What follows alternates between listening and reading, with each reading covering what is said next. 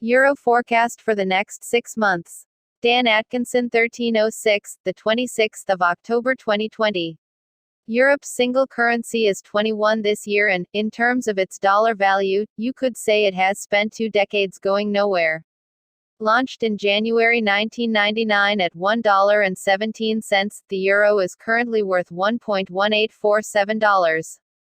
So those of a more optimistic frame of mind may claim this shows the founders of the currency pitched its worth against the US unit pretty much correctly.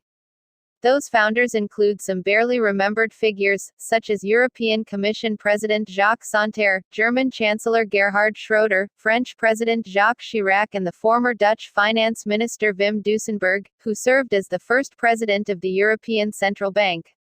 Not plain sailing. All have left the stage, but the currency endures, much against the euro predictions over the years.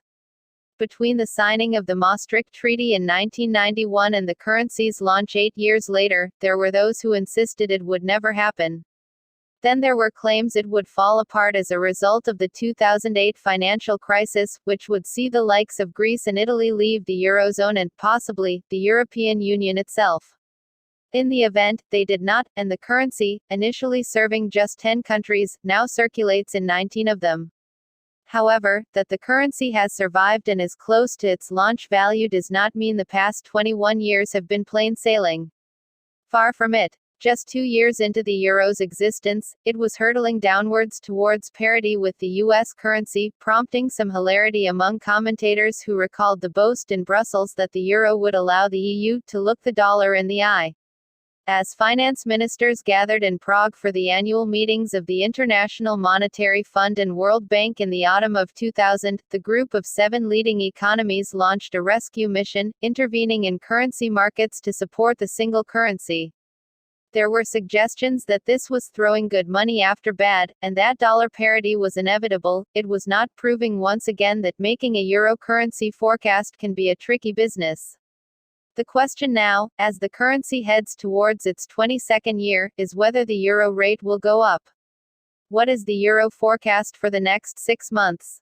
To work that out, it may help to look at where its dollar value has been during the past 12 months, given that dollar-euro is easily the most important currency pair in the world. A short answer would be that it has enjoyed a steadily rising euro rate trend. 1 year ago, on October 23, 2019, the euro was worth $1.1131. Its low point for the period was seen on March 19, at $1.0656, and its 12-monthly high was much more recent, at $1.1937 on August 31.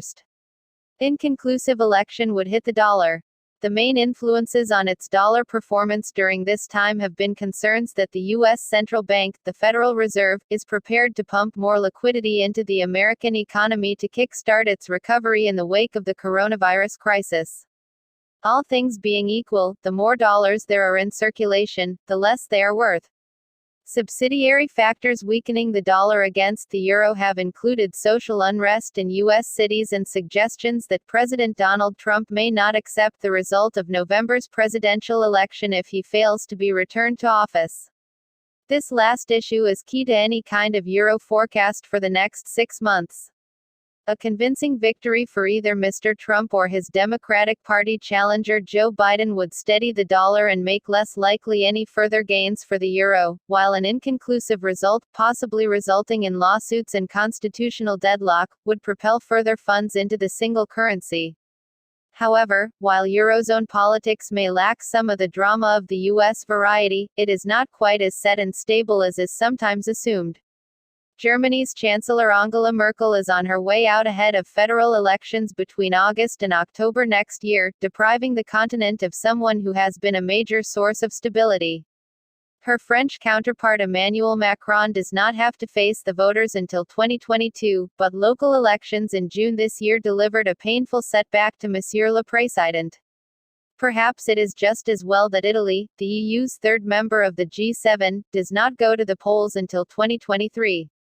Troubles for Mr. Macron, the foremost advocate of more fiscal union in the Eurozone, could slow progress towards debt sharing and more financial transfers from richer to less well-off countries, especially if the new German Chancellor proves to be a fiscal conservative.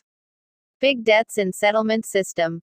This, in turn, could put the spotlight back on the particular challenges facing those charged with administering one currency for 19 different countries, a problem that does not trouble the Fed in Washington. It may also prompt closer investigation of how the ECB has bypassed the no bailout clauses in the Maastricht Treaty by buying large amounts of bonds issued by weaker countries, effectively dressing up a fiscal measure as a branch of monetary policy.